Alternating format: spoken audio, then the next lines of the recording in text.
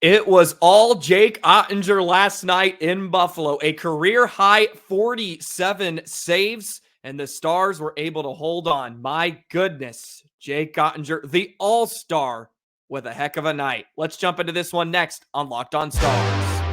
Your Locked On Stars, your daily podcast on the Dallas Stars. Part of the Locked On Podcast Network, your team every day.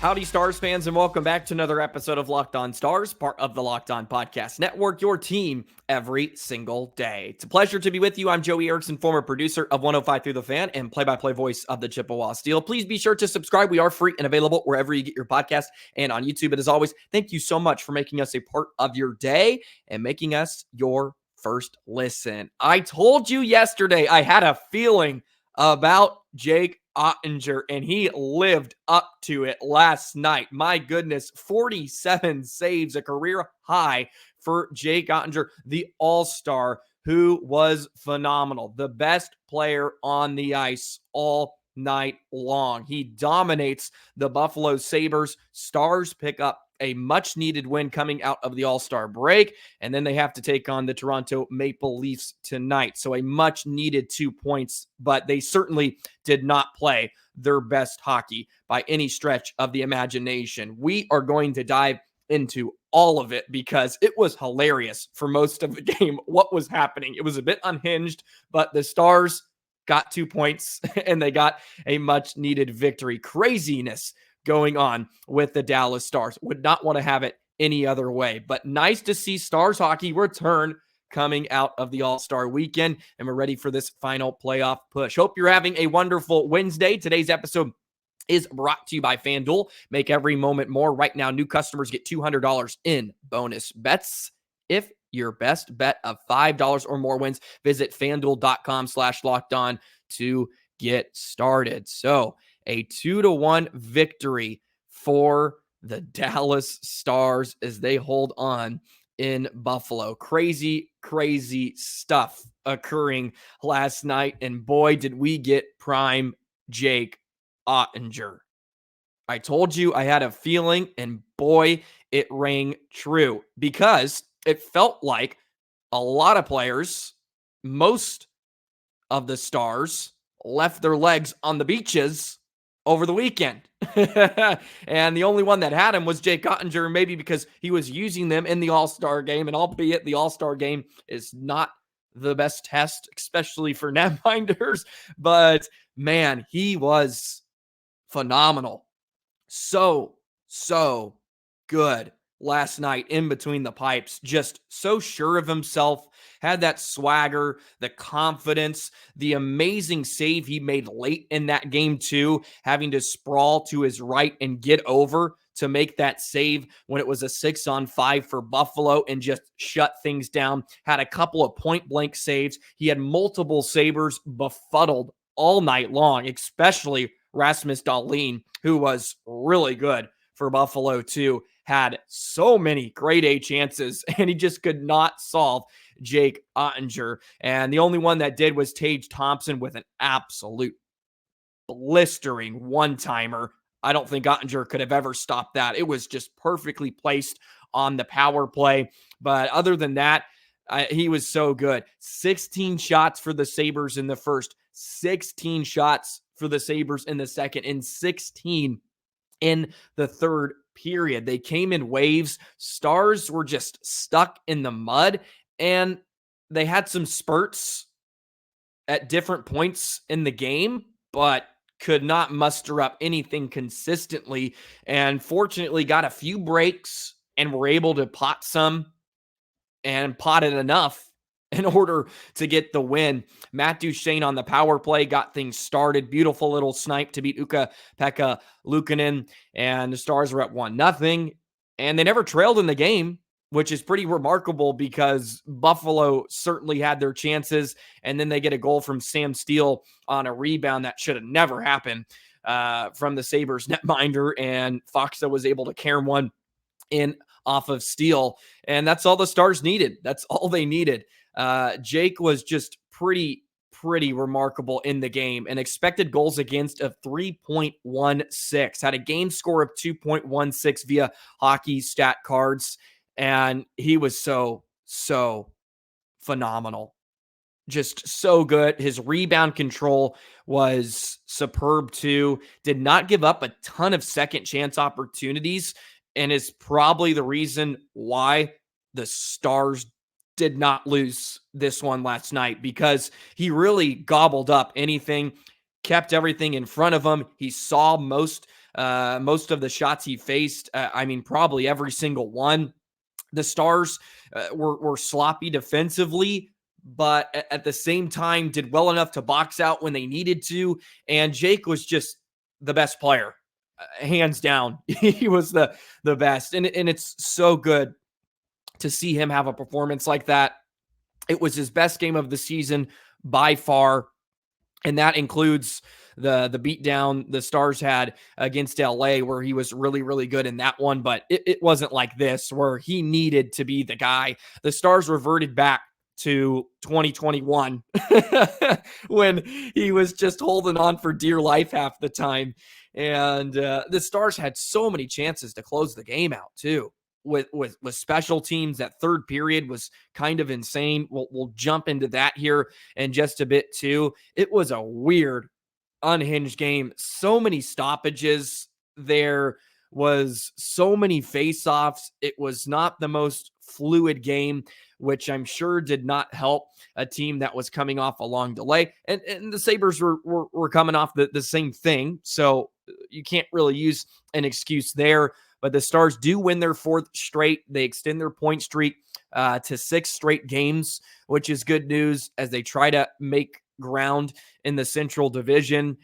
Just a pretty unhinged first 2 periods. It cleaned up a bit in the third, but I was chuckling the entire game just because the Stars were holding on. They were on their heels, and Jake Oettinger just answered the bell every single time. He had to be incredible. They needed him to, and they haven't got that performance out of him consistently enough this season. And it was good to see that. He ends up facing, 8 high danger shots against. Ended up having to face, let's see what the chances were in the game. Sabres had 28 at 5-on-5, but 38 for the game. Stars had 36. And he was very busy. 47 saves on 48 shots. And the one he gave up, man, it was an absolute one-timer from Thompson. Don't know if he saw that, perfectly placed over the blocker, but prime Jake Oettinger. That's huge. That is so big that we got to see that again, right? It proves that it's always in there, right? And it gives you a little confidence moving forward, because it has been a struggle. It's well documented. The numbers are not great, but it's in his DNA. And it's really hard to jump off that ship of how good he is when you see performances like that. And you've heard me talk about it. Like, I'm not going to jump ship on him. And you see on Twitter and, he's just not elite anymore. He's not good. And that may be true for this season. It's not the most elite season, but you can't tell me after you watch performances like that, he's not one of the top 8 goaltenders in the National Hockey League. It is in there. There is something to be said about being consistent and doing it for a long stretch of time. Absolutely. And I'm here for that. But man, you watch before, you're like, yep, we got a good one. And that's why I say Jake Oettinger is going to lead this franchise to the promised land one day. I've said it multiple times, because he can shut down a game. And you saw it yesterday. And it wasn't just sit back and your team in front of you is playing lights out, not giving up a ton of chances. It was Jake Oettinger. It was him last night. Career high, 47 saves. That is what we like to see out of the All-Star. And they get to go to Toronto here tonight, where he was just a few days ago. So very fit that Mr. Jake Oettinger, 3.25 expected goals against. Oh, ends up with the second highest game score on the team. Miro ended up leading the way at 2.57. He was fine. There was a lot of fine performances, but not great by any stretch of the imagination. And the Stars did enough to get the win last night. A point streak of 6 straight games now. They're 5-0-1 here in their last 6. They've been really good in their last 10 too. This is good to see. And yeah, it wasn't pretty, but you got to find ways to win sometimes. And they had 9 days off. It was rusty. It was sloppy. Kind of what you expect, maybe to not that degree, but it was a long day off. Maybe it helps them tonight where they get right back at it, hopefully, against Toronto. Let's talk about the special teams in the third period and kind of the juicy part of the game. And if the Stars are able to capitalize, it would have been over even earlier. And we'll do that in just a moment. Today's episode of Locked On Stars is brought to you by FanDuel. Happy Super Bowl to all who celebrate from FanDuel, America's #1 sportsbook. If you're like me, Super Bowl Sunday is all about scoring the best seat on the couch, grabbing your favorite football snacks, and placing some bets. The Super Bowl is right around the corner. The San Francisco 49ers versus the Kansas City Chiefs in Las Vegas. And FanDuel has so many ways for you to end the season with a W or 2 or 3, just like you can do in Vegas. Not only can you bet on who will win Super Bowl 58, but FanDuel has bets for things like which player will score a touchdown, which player will score the first touchdown. You have the coin toss, how many points will be scored in the game, and so much more. And right now, new customers, if you join today, you'll get $200 in bonus bets if your first bet of $5 or more wins. So just visit FanDuel.com/lockedon to sign up. Go ahead and make some money this weekend while you're enjoying the commercials. Hit those bets, win some money, and have a good time. That's FanDuel.com/lockedon. Once again, make every moment more with FanDuel, an official sportsbook partner of the NFL. Be sure to check out Locked On Sports Today, the first ever 24/7 streaming channel covering the top sports stories of the day. Very good stuff over there. Be sure to follow them. Be sure to follow and subscribe to Locked On Stars. Hit that notification bell. Never miss an episode. Shout out to all you everydayers out there. Man, Jake Oettinger, he was so good. 2 words describe last night's game. Also, shout out Joe Pavelski, who played in his 1300th game last night. Awesome to see from Joe Pavelski. Became the 3rd player selected during the 7th round or later in the NHL draft to reach the 1,300 game milestone. Doug Gilmour and Luc Robitaille were the others. He has 64 games remaining before he passes Jeremy Roenick, which is another notch on U.S.-born NHL players. So we'll have to play another season. And look, the way he's going, I don't think he's going to miss anytime soon. So I'm sure he'll break that next season.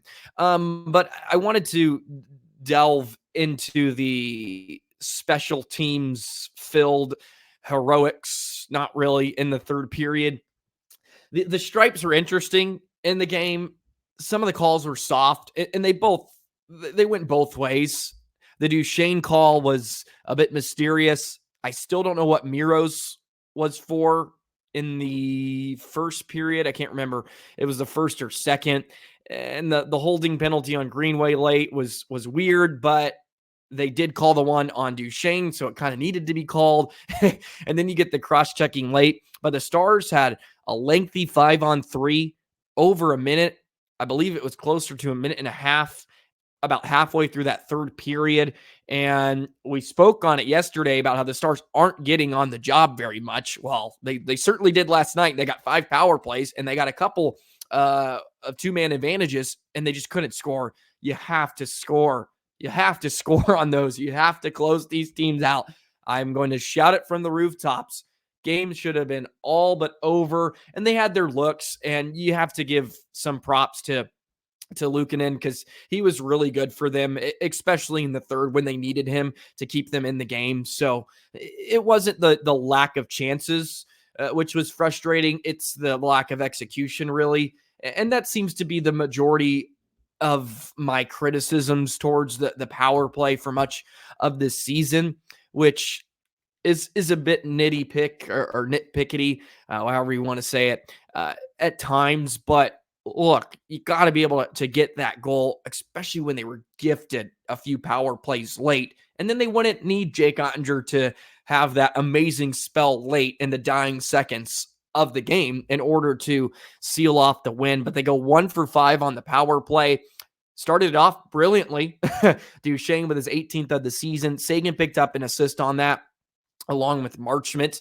So the beat goes on for the best value in the National Hockey League. And they took 8 penalties, but they were 3 for 4 on the PK.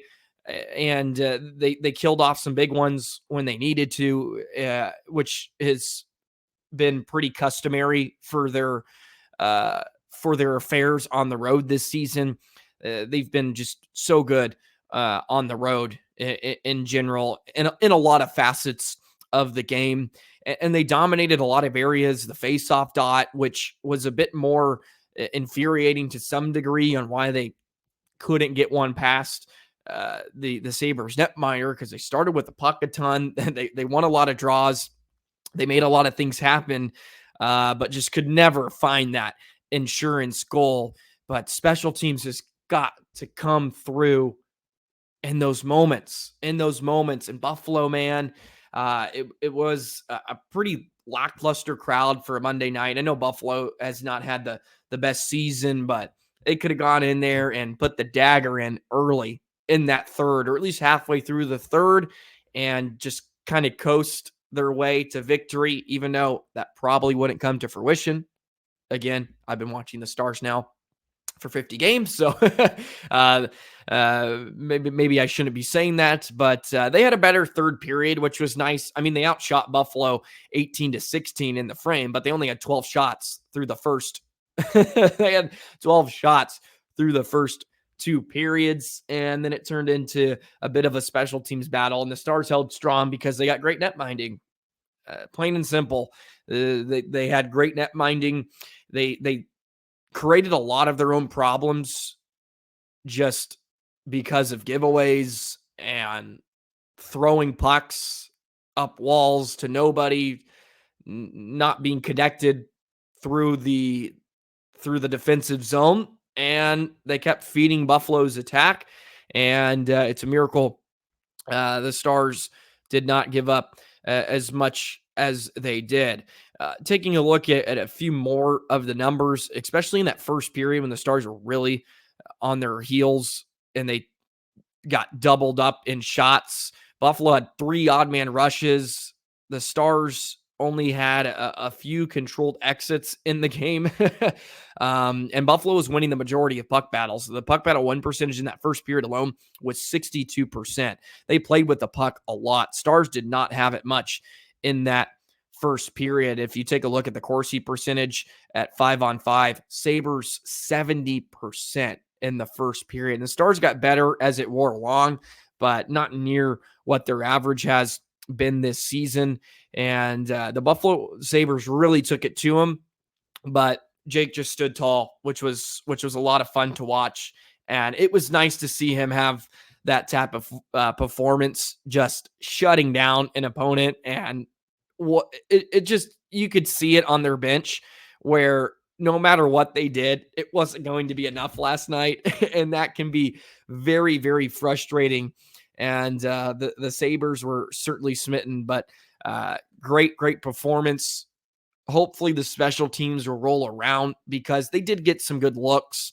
And that hasn't been a big issue this season, but they're still only rocking along at about 22%, which is about middle of the league. Would love to see them pump it up, increase it a bit, and get within the top 10 and be a bit more deadly and a bit more lethal. Because when you have a 5-on-3 for over a minute and 15 seconds with that personnel you have out there, gotta bury one, man. Gotta bury it. Not gonna happen every time. And the Stars have killed off a lot of 5-on-3s of their own this season, but it makes life a heck of a lot easier. Just a few time on ice numbers for you as well. Miro played just over 23 minutes in the game. Harley just played over 21. They lead the way. No big surprise there. Dahlin ended up playing 27 minutes. He was out there constantly. And for good measure, he was the best Sabre on the ice and probably the best player other than Jake Oettinger on the surface last night. But Stars get the win, 4th win in a row, and they take on the Toronto Maple Leafs tonight. Going to be a tough ask, but Toronto is coming off a loss. Can the Stars go in to the 6 and come out victorious? Let's talk about that in just a moment. Today's episode of Locked On Stars is brought to you by Indeed. Indeed is a wonderful hiring service. We're driven by the search for better, but when it comes to hiring, the best way to search for a candidate isn't to search at all. Don't search, match with Indeed. If you need to hire, you need Indeed. Indeed is your matching and hiring platform with over 350 million global monthly visitors, according to Indeed data, and a matching engine that helps you find quality candidates fast. Ditch the busy work. Use Indeed for scheduling, screening, and messaging so you can connect with candidates faster. And Indeed doesn't just help you with hire faster. 93% of employers agree Indeed delivers the highest quality matches compared to other job sites, according to a recent Indeed survey. So go ahead and join more than 3.5 million businesses worldwide that use Indeed to hire great talent fast. And listeners of this show will get a $75 sponsored job credit to get your jobs more visibility at Indeed.com/lockedon. Just go to Indeed.com/lockedon right now and support our show by saying you heard about Indeed on this podcast. Indeed.com/lockedon. Terms and conditions apply. Need to hire? You need Indeed. So the Stars are right back at it tonight in Toronto as they begin this 3-game road trip, or right in the middle of a 3-game road trip now to come out of this All-Star break. Toronto will be on a day of rest. They actually played a few nights ago and lost in overtime at the hands of the New York Islanders, and they've slipped here a bit recently. 25-15-8, 58 points, which is 4th in the Atlantic Division. And they're in an interesting spot because, of course, there's a lot of talk that revolves around Toronto, as you well know. But if they don't put something together here in the next month, it'll be really hard for them to sell to a new general manager with Dubas departing last season. It'll be really tough for them to maybe go all in, right? Because there was conversations revolving around Zadorov that they really wanted, and they couldn't match the price because, well, they paid 4 players a heck of a lot of money, and they needed Calgary to eat some of the cap there, or some of the salary, excuse me. And they're interested in Tanev. There's a lot of buzz going around him as well, but they'll probably need Calgary to take on some salary there. So real interesting spot, but we all know they can turn it on in a heartbeat. They beat the Stars really early on in the season. I believe it's like 3rd or 4th game of the year, 4-1 back in Dallas. 168 goals this season, which is 7th in the National Hockey League.